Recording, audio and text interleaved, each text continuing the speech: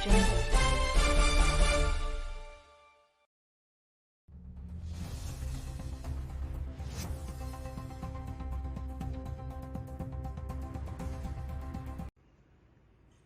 नाजरीन, आप तक उर्दू न्यूज़ में आपका खैर मकदम है। मैं मोहम्मद शाहिद अहमद तवक्कल। पेश है आज की अहम खबरें।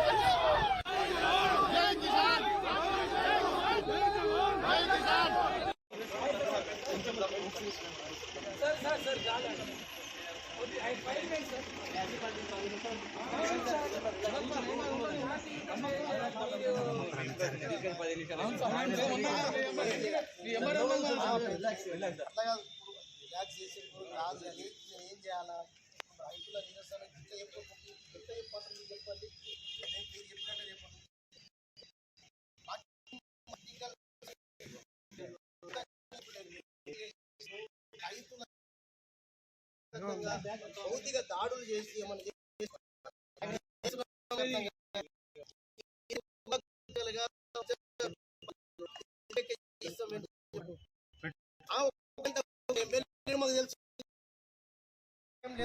అట్లనే నా హెల్త్ నాకు బాగా ఏమున్నా లేకున్నా రైతులకు నిరసన ఎట్లా చేయాలి మరి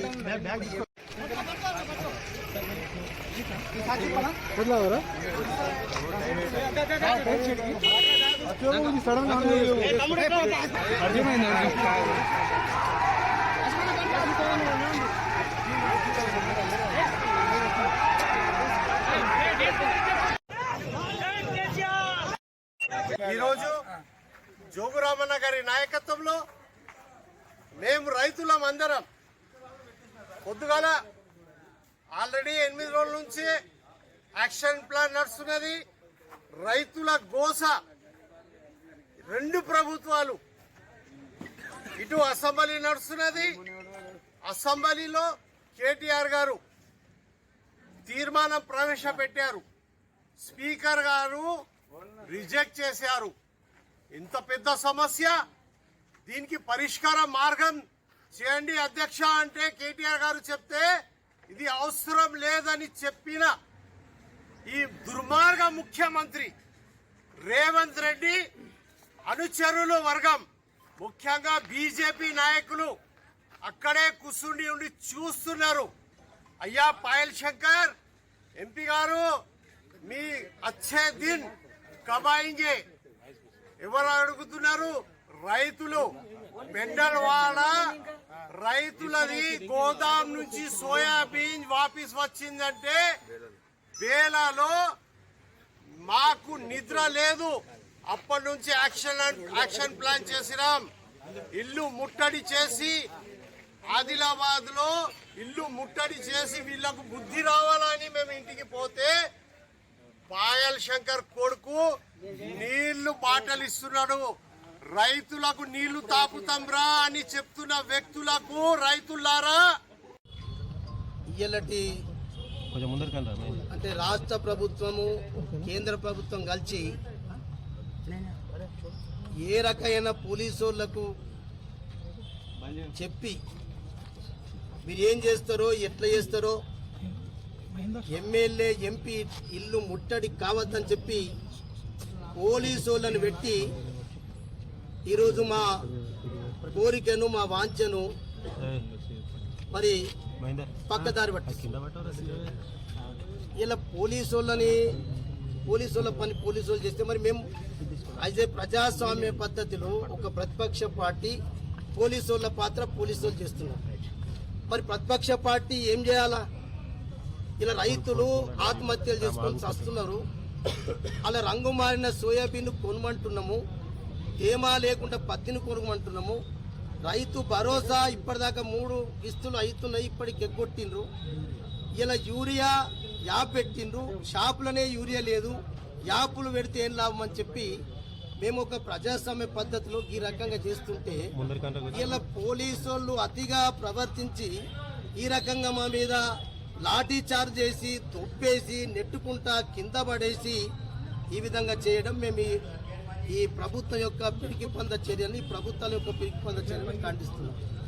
ఇలా కేంద్రము రాష్ట్రము కొనుగోలు చేయవలసినటువంటి ధాన్యాన్ని పత్తిని కొనుగోలు చేయకపోవడం వల్ల ఇలా అసమర్థత వల్లనే ఇలా ఈ కార్యక్రమాలు జరుగుతున్నాయి. ఇలా దేశానికే అన్నం పెట్టేటటువంటి రైతన్నకే ఈ రకంగా మరి ఇన్ని కష్టాలు ఉన్నప్పుడు మేము ప్రజాస్వామ్య పద్ధతులు ఎట్లా చేయమంటారో ఒకసారి మేము అడుగుతున్నాం. ఈయననే ఎమ్మెల్యే గారికి జ్ఞాపకం వచ్చింది.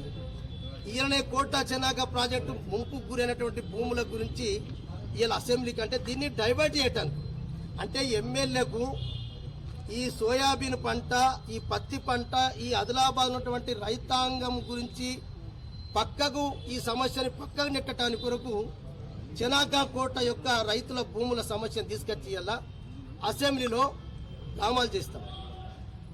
అంటే ఇంత మూర్ఖుడు, ఇంత డ్రామాల మాస్టరు ఈ పాయల్ శంకర్ అంటేనే ఇక మరి ఏమనాలో అనలేకపోతున్నా నేను అని అంత డ్రామాలు చేసేంత అవసరం ఏంది?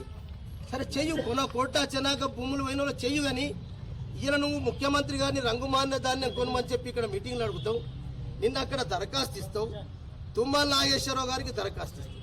తుమ్మల నాగేశ్వరరావు ముఖ్యమంత్రి ఏమో కేంద్రానికి లేఖలు రాస్తారు. అంటే ఇది ఇద్దరు కలిసి డ్రామాలు చేస్తే రైతులు చావన్నా? మరి రైతులు చచ్చిపోవన్నా చెప్పండి? ఇక రైతులు సత్యగతికి వచ్చినప్పుడు మేము ప్రతిపక్ష పార్టీ మేము కూడా వాళ్ళకొరు ప్రాణాలు ఇస్తాం. మరి ఈ పోలీసు వాళ్ళు ఇట్లా ఎంత అణచివేత చేసినా ఖచ్చితంగా ఇది ఆగదు. 100% ఇవాళ ఎమ్మెల్యేలు, ఎంపీలు, జిల్లా యంత్రాంగం అంతటిని కూడా మేము ఎట్లా నిలదీయాలనో, ఎట్లా వాళ్ళని ప్రశ్నించాలనో మీరు ప్రభుత్వం దగ్గర పోయి మొరబెట్టుకొని కేంద్రం రాష్ట్ర ప్రభుత్వం కొనిపించే ప్రయత్నం చేయండి. లేకుంటే రైతులు ఆత్మహత్యలు చేసుకుంటే ఇవి ప్రభుత్వ హత్యలే, ప్రభుత్వమే రైతులను హత్యలు చేసినట్టు అవుతుంది. అందుకు ఇంత డ్రామా, ఎమ్మెల్యే ఎంపీ డ్రామాలు ఆడేదానికంటే మీరు ఇక్కడికి వస్తారా లేకుంటే ఢిల్లీకి పోయి కూర్చుందామా? రంగుమాన్య ధాన్యాన్ని మీరు సైంటిఫిక్గా దాన్ని టెస్ట్ చేయమంటున్నాం.